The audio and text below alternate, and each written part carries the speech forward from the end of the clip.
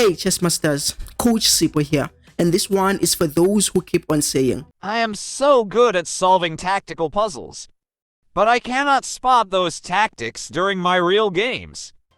well, if you are having that problem, you are not alone, buddy. A lot of chess players are suffering from that problem. Now, let's dive straight to the problem. Why are most players suffering from that problem? The problem is that most chess players are having two different thinking systems. They are having a thinking system for solving tactical puzzles, and they are having a completely different thinking system for playing real games. So when they solve tactics, they are having a different attitude from the attitude they have when they are playing a real game. Now you might ask, how do you know that?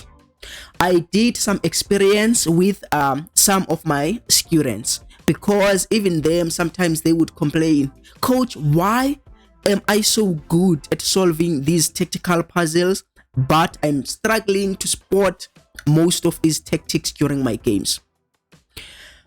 And then I did an experiment. I would give them some positions and I would ask them to think out loud. Let's say I would play a game with them and I would think out loud before I make a move, and they would also think out loud before they make their moves. And then after playing some few games, then maybe after a week I would go back to them and give them a tactic, similar positions to the positions when I was playing them. For example, let's say we were playing here and I was playing black and I make this move. And then when they are thinking out loud, they would say, okay, I can see you are attacking my pawn. So what I'm gonna do is that I'm going to defend that pawn and make sure that I'm safe. So this is how they think when they are playing a real game. Now, later, maybe after about a week, I would give them a similar position. Let's say not the exact position, but a situation where I also attack one of their pieces. Now I would say, I won't tell them that now we are playing a game, but I would tell them, let's say I would call maybe 10 players. I would place them in front of a demonstration board and I would say, guys, let's see who is strong here. Here is a tactical puzzle. Let's see who is gonna solve it. And most of them, this is how they think now, and I would ask them to think out loud. They would say, okay, let's see, is it a checkmate in 1? Is it a checkmate in 2? Or am I winning a free piece? Give us a hint, coach. So you see, it's different now. I just played this move while we were playing a game. They were concerned about what I'm attacking. They were like, okay, you are attacking, so I must defend. But when I gave them the same position, but telling them that it's a tactic, they know that when you solve a tactic, there must be a spectacular move, a move that checkmates or a move that wins something. So they don't even think about defending the pawn. They just think about a brilliant move that will knock out the opponent. And guess what? They would find this move. Rook takes. Of course, the king cannot take because that rook is defended. So the only way to get out of check is to come here. And when the king comes here, the pawn would go and it would be a checkmate. That is if the king gets out of check like this. But what if the pawn takes and get out of check? Now rook comes here, check. And the only way to get out of check is 1, 2, 3. So if white goes there, if black goes there and knight goes to f6, it is a checkmate. Now what if black gets out of check by going there? Now the pawn goes there and it is a checkmate. So we've already explored what happens when the king goes there. What happens when the king goes there? If it goes there, we play knight f6 checkmate. If it goes there, we play the pawn e4 checkmate. What if the king goes there? Now we play knight f6, defending our rook, and it is a checkmate. So the interesting thing here is that when I tell them it is a puzzle, they would find the move rook takes h6. But if I'm telling them, let's continue from this position, we are playing a real game, let's say I play queen there, now they are no longer thinking about a spectacular move because I did not tell them it is a puzzle. I just told them we're just playing a game. So they would just defend. They are not even thinking about that spectacular move. That is problem number one. When you solve tactical puzzles, you use a completely different thinking system. And when you play a real game, you use a different thinking system. And you usually use a thinking system where the opponent makes a move. The first thing you think about defending. You react. Hence, that is why you miss such a tactic during a real game, but you find it if you are solving a tactic. Now, someone might ask, how do we actually solve this problem? Well, if you know what is the problem, then it is easy to find the cure. We know the problem, we are not thinking the same way. Now, the solution, just think the same way. Even if you are playing a game, if someone attacks you, the thinking system, number one, I want you to think in this order. Even when you solve tactics or playing a real game, when someone makes a move, the first step, you think, what are they up to? Is their move dangerous? Why did they play that move? Of which players do apply step one of the thinking system, which is something good. But now, as soon as they notice the opponent's move is dangerous, now they react. They quickly defend. From now on, you are going to stop that. Whether the opponent's move is dangerous or not, you are not going to react. You are going to continue to step two of the thinking system. Step two is not to defend. Step two is to ignore the opponent's threats and focus on your own spectacular moves or forcing moves, as you would when you are solving a tactical puzzles. You focus on forcing moves. That's step two. What are forcing moves? Forcing moves are moves that forces the opponent to do something about your move. They cannot just ignore your move and do whatever they want to do. For example, in this position, if black had played, let's say this move, pawn to a6, this move is not dangerous, is not forcing in any way or form, and white can just do whatever they want to do. It is not forcing. But then a forcing move, for example, if I would play a queen here, if it was possible, this move is forcing. It is a check.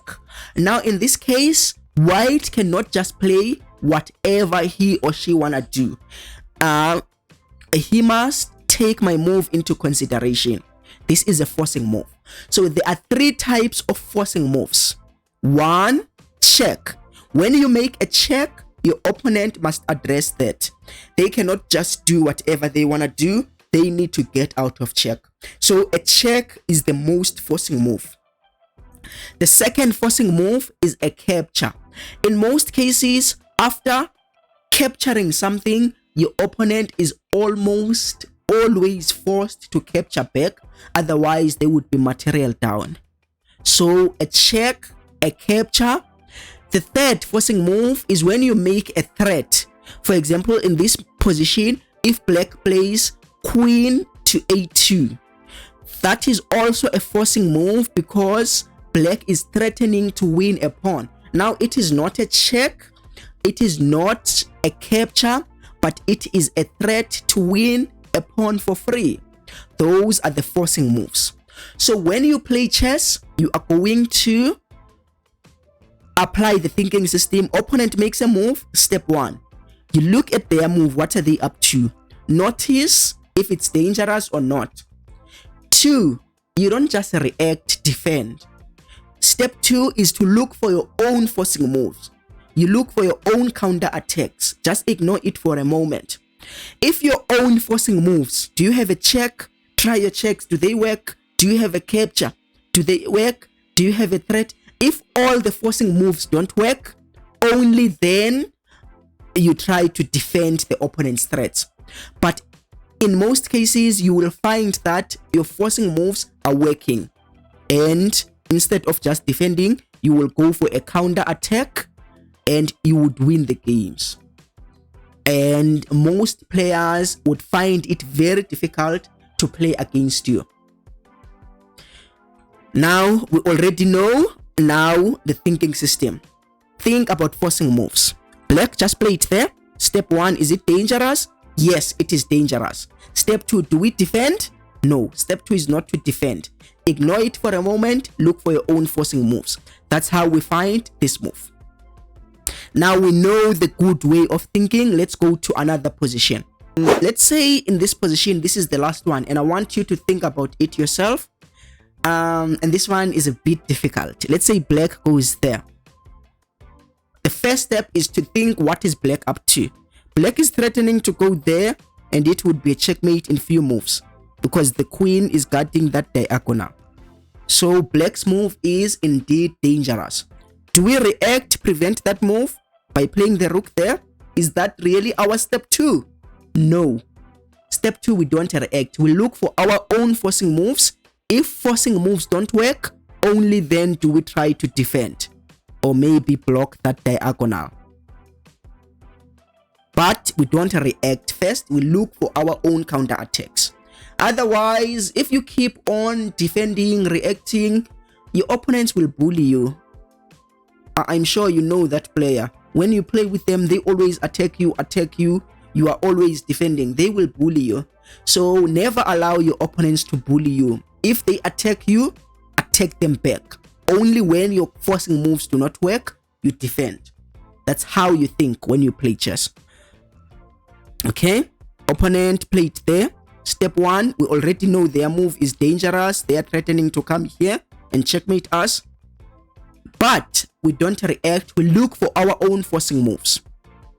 We have a check.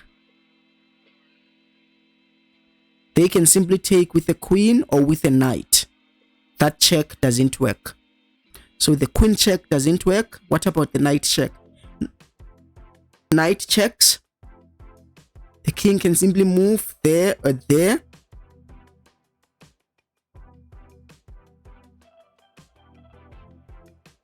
Oh, in fact, I think the knight checks work because we go there. And then whether they go there or there, our next move is to play the rook there, forking the king and the queen because our knight is defending. Our knight is defending the rook. So you see, instead of defending, we can simply block. So we've already looked at this forcing move. We've already looked at this forcing move. It works because it protects the c8 square. Where is another forcing move? We also have this check. We lose a rook, but we have a fork after that.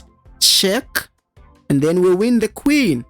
And we call that a combination, and we are going to focus more on combinations probably next week. A combination, everyone knows what is a fork.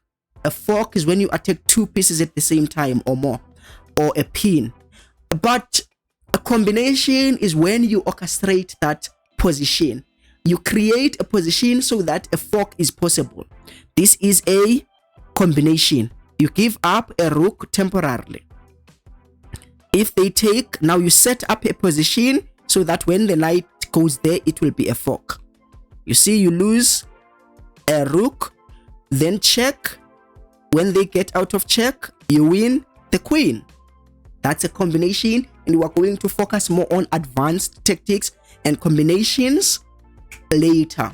Make sure you don't miss out on these combinations by making sure that you smash that subscribe button and click the bell so that you get the notification when we upload these videos. For now, when you play the games, don't react, but focus on your own forcing moves. And if you are fascinated about deadly attacks and mating patterns, I recommend that you watch the video above. This is the second most watched video from our channel. A lot of players, a lot of our followers liked this video a lot. It teaches you about mating patterns. Okay, until next time, peace.